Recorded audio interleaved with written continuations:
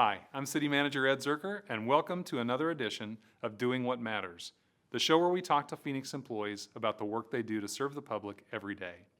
We're here today in Phoenix Municipal Court, one of the largest local jurisdiction courts in the United States, and we're joined by two city employees who recently won Arizona Prosecutors of the Year, Assistant City Prosecutor Bob Smith and Bibi Periscandola. Thank you for joining me. You had a great award given to you last week for an exceptional case that you prosecuted. Let's start with that. What was the case, Bibi, that led to this award for you?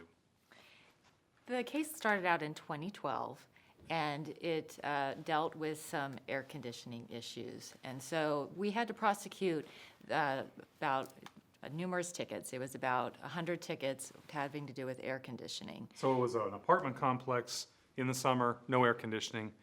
City employees got called out, and then it grew from there. It did grow from there. And at that point, then, of course, as the city works as a team, the various departments got on the property, noticed that it was a very dilapidated property, and the conditions just weren't acceptable for the people who had to live there. So it was with the city's slumlord ordinance, I'm guessing, a property that's not kept up called the Woodbridge Apartments. And you mentioned a team. What were the other departments that worked with you on this? We worked with the Neighborhood Services Department, the Planning and Development Department. Police helped us to get on the property through an administrative warrant that we had to obtain. The Fire Department, those were our partners. So huge effort starting in 2012. And Bob, you joined in the middle of this. It got so large. Tell us about your role in prosecuting the case. I came in when the case was, we were doing the civil case for the air conditioning, and we actually had to work and interview people and work with our partners at Neighborhood Services, and we worked on a hearing that came through City Court as well, and that resulted in 49 findings of responsible for $49,000 for the lack of air conditioning.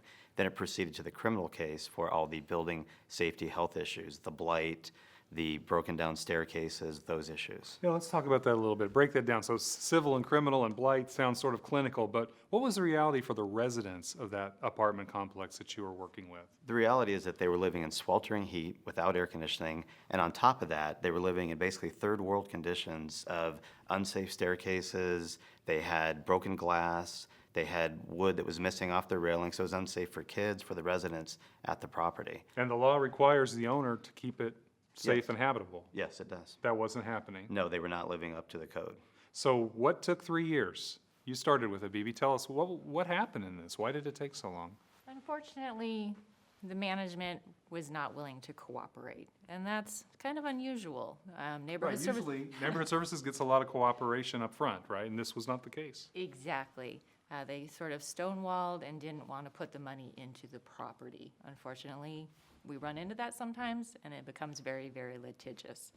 And at that point, they litigated the over 400 counts that were criminally charged against them. And in that regard, the trial just took a very long amount of time. Yeah, that was interesting. How long did you actually spend in the courtroom? We were in the courtroom over a span of 5 months, 30 days of trial in the court. Intense. Yes. But the result, let's get to the bottom line. What was the good result? The result was that they were found guilty on the majority of the charges for a total fine amount of approximately $2.8 million.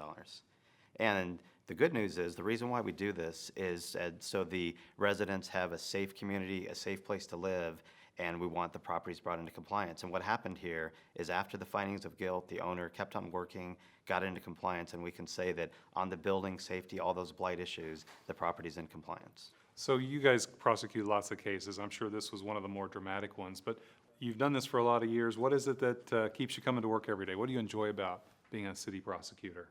Start with Bibi. I enjoy the teamwork, and again, that the city does have so many fabulous employees, it's with so many departments that we can partner with to make a difference for the citizens of Phoenix, to help better their lives and make sure that they are living in standards that they deserve to live in. Great. Bob, how about you? And I would just add on to that and say that tied to the teamwork and the partnerships, it's the people that we work with, the people in the city, within our department and interdepartment. It took coordination and cooperation to bring justice to this case and to make a safe community for the residents to live in. Well, thanks so much for sharing with us today, Bob. Thank you. Congratulations, Bibi. Well you. done. Really appreciate it. This really is a great example of serving both the community and working together as a team. For Doing What Matters, I'm City Manager Ed Zerker.